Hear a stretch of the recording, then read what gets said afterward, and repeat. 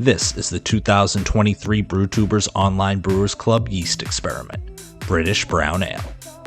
Thanks to our sponsors: Imperial Yeast, 5 Star Chemicals, Yakima Valley Hops, Beer and Wine Hobby Homebrew Store, and Brewers Hardware.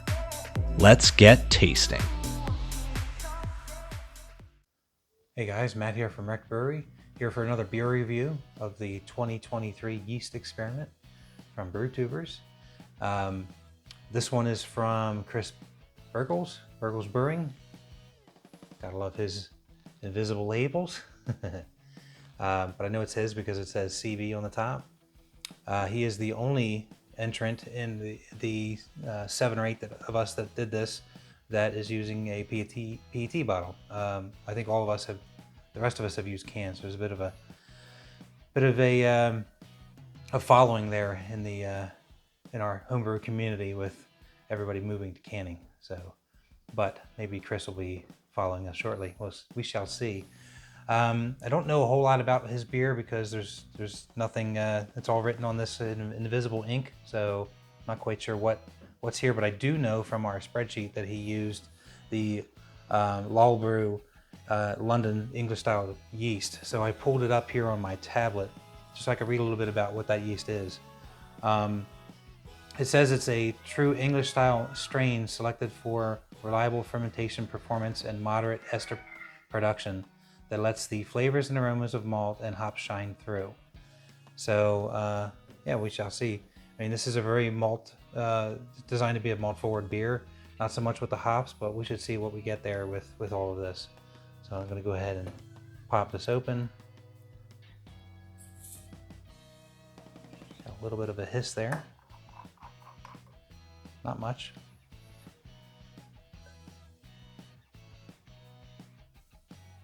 I'm gonna try to pour this a little bit aggressively.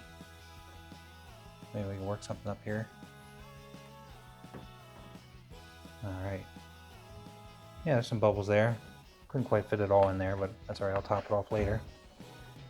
So there's a little bit of a cap there, but that looks like it's dissipating very quickly. There's some nice bubbles I can see on the side of the glass. So some decent looking carbonation through there. This is one of the darker ones though. It's pretty clear. I can see right through that. It's probably got a little bit of haze, but maybe it's like a chill haze. But it is very clear otherwise. There's nothing, I don't see anything kind of floating around in it or anything like that. So it's a good clarity there. Yeah, you can see the bubbles streaming up there pretty good. I think this isn't the darkest one of the bunch. There was a couple others that were darker than this. This is definitely a sort of a mahogany or a darker copper, more darker brown kind of a color, but not so much dark that you can't see through it. Because now that the bubbles are kind of settling out a little bit here, I could see straight through that right to my hand. So that's pretty clear. But yeah, the head didn't stick around at all really. You can still see the bubbles rising up to the top there, and then you get a little bit of lacing on the glass. So let's go ahead and go for an aroma here. That's got a different nose to it for sure. I think I might be picking up a little bit of the hops in this one in the nose.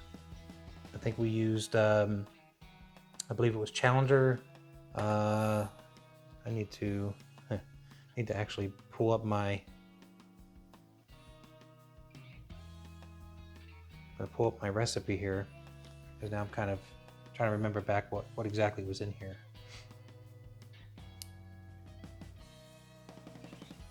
So we have Challenger, Fuggles, and East Kent Goldings. So nothing to really, kind of take away from the malt bill in this. But I think I'm picking up a little bit of the hop character. And probably maybe some raisin, like some dark fruits, some fruity aromas in this. It's not so much of a, I'm not getting so much of the malt bill, like the nutty. Not the nuttiness. I'm getting a little bit of that probably, but I'm not getting the chocolate. I'm not getting the roastiness from this at all in the nose. That's cool. It's neat how this one's a little more different than the others. But yeah, let's go ahead and go for a taste. Cheers.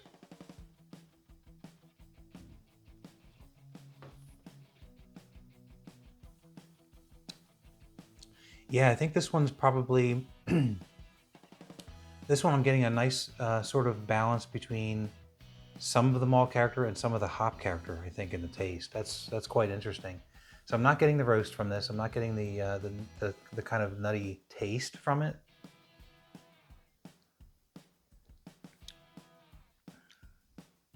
Or the chocolate. It's more of a fruity taste to it, and more of that, you know, like sort of like the raisins, the plum, like the kind of dark fruit kind of taste from it.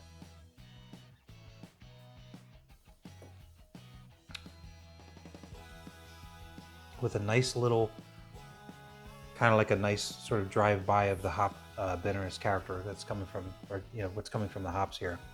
That's cool. That's pretty neat.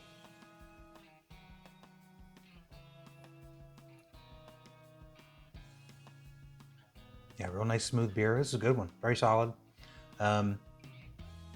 Not some of the character that I would expect necessarily out of a brown ale. You know, for a brown ale, I kind of expected, you know, from all the other ones I've gotten, kind of a slew of like chocolatey, biscuity, bready, you know, nutty. This one's quite different and interesting. Really neat, really neat.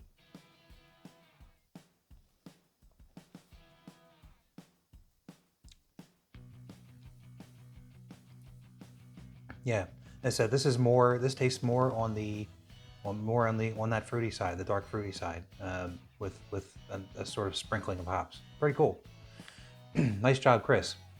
It's an interesting yeast. Never brewed with that before. It is a dry yeast from the picture. Yeah, very neat. So I'm going to go ahead and top off here and finish this off camera. But in the meantime, come join us, brewtubers.com. Check us out. Come join the fun. Come, you know, hop into our Discord and talk to all of our knowledgeable folks there. Full of wonderful homebrewing community there. And thank you to all of our sponsors. Every one of our sponsors has gone into this beer in one way or another, and we do appreciate that. We thank them for that. But yeah, until the next one, I got another one of these left to do, and I don't know. As far as ranking, I really haven't ranked them very well. I know so far Kurtz is my favorite. The other ones are it's a very close race. They're all kind of cool in their own way, so I don't know that I necessarily want to say like first, second, third, fourth, fifth kind of a thing. However, this one, I like this one for it being different, but I wouldn't put it in the top three just because it's to me it falls out of the what I would expect out of a brown ale, but that's just my own personal preference. Otherwise, it is really good. But anyway, I'll leave it at that, and I'll see you guys on the next review. Cheers.